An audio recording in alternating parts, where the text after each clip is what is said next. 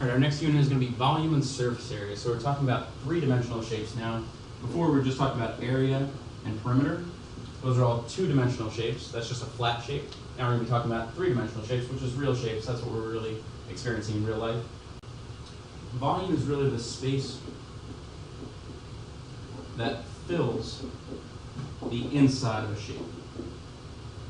It's how much matter is actually inside of the shape, how much space is taken up by a shape. Surface area is the amount it takes to cover a shape.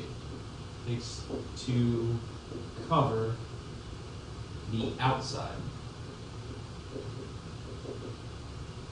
Okay, so with volume, we're talking about the inside. Surface area, we're talking about the surface or the outside of the shape. With volume, we have our units cubed.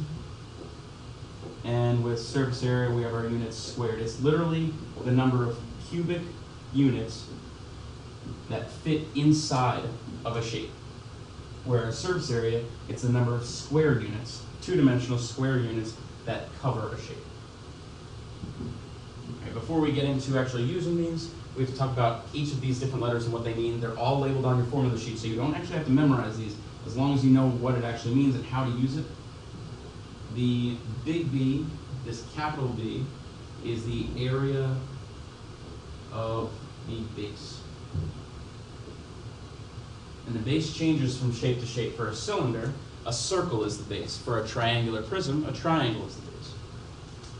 P stands for the perimeter of the base. So again, that shape might change, but it's still the perimeter of whatever shape it is at the base. It's not always the bottom. We can turn these shapes around and move them. The base of a shape never changes. The base of a cylinder is always a circle. H stands for the height.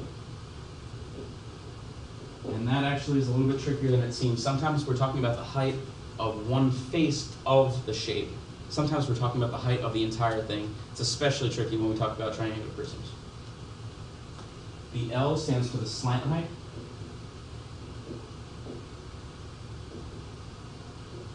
That's always going down the slope side, either on a cone or a pyramid. And R, just like before, stands for radius.